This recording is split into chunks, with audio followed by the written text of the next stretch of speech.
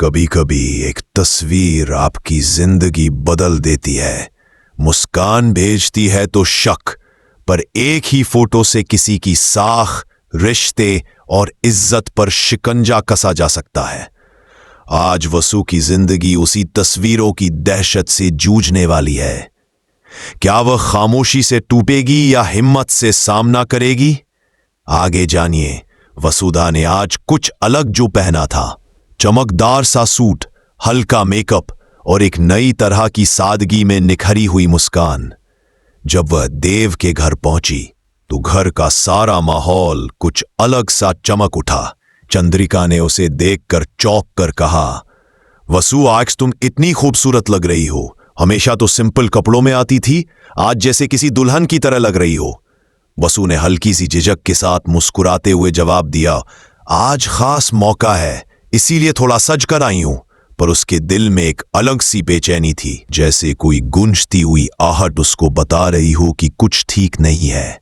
यहां माहौल में मधुरता थोड़ी सी थी, पर दूसरी तरफ कॉर्नर में करणवीर और विधि की निगाहें कुछ और ही कह रही थी। वे दोनों पहले से ही वसु की हर हरकत पर नजर रखते आए थे। वसु को उनकी बातों की गूंज सुनाई दी, पर उसने नजरें झुका लीं। डर और शर्म दोनों ने मिलकर उसके कदम थाम दिए थे। वह समझ चुकी थी कि वे लोग उसके रूप से लगाव की बात नहीं कर रहे, बल्कि किसी साजिश की रेखा खींच रहे हैं।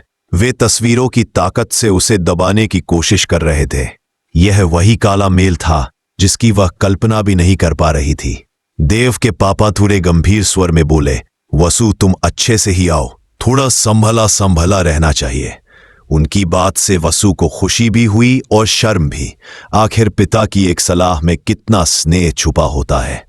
चंद्रिका ने भी उसकी तारीफ की, पर वसु की आंखों में कहीं न समवेयर एक छोर टूटा हुआ था। कमरे के पास करणवीर ने वसु को बहकाने की कोशिश में पास आकर कहा, देखो वसु, हम तुम्हें बुरा नहीं कह रहे, बस थोड़ा सा समझ जाओ, अपने लिए सही फैसला लो। उसकी आंखों में कोई निहित धमकी थी। वह तस्वीरों के पावर्ड लेफ्टर्स की झलक दे रहा था, जो किसी भी पल चंद्रिका के हाथों में जा सकती थी। वसु की सांसें तेज हो गईं। उसने जाना कि यह ब्लैकमेल उनकी तरफ से खुलकर हो रहा है। अगले कदम के संकेत के साथ वसु के दिमाग, तो हम साथ मिलकर इसका सामना करेंगे। यह सुनकर करणवीर ने पलटकर कहा, देखो, तुम अगर पीछे हट गए तो ठीक, वरना ये तस्वीरें चंद्रिका तक पहुंच जाएंगी। और वो कमरे से निकल गया मानो उसने अपनी धमकी छोड़ दी हो। वसु ने देव की आंखों में सच्चाई और दया दोनों देखी। उसे महसूस हुआ कि अब चुप्पी का समय नहीं, पर साथ ही उसे अंदेशा भी था कि खुलकर संघर्ष करने से कौन कौन से दांव खुल सकते हैं। वो हार मानने वाली नहीं थी। दोस्तों, अगर आप भी सोचते हैं कि सच्चाई और हिम्मत से ही डर पर काबू पाया जा सकता है, तो अभी कमेंट में लिखिए, वसु की हिम्मत। और अगर आप ऐसे ड्रामेटिक ट्विस्ट पसंद करते हैं तो इस कहानी को लाइक और शेयर भी करें, ताकि अगला भाग और भी जबरदस्त बनाए। सादक साते।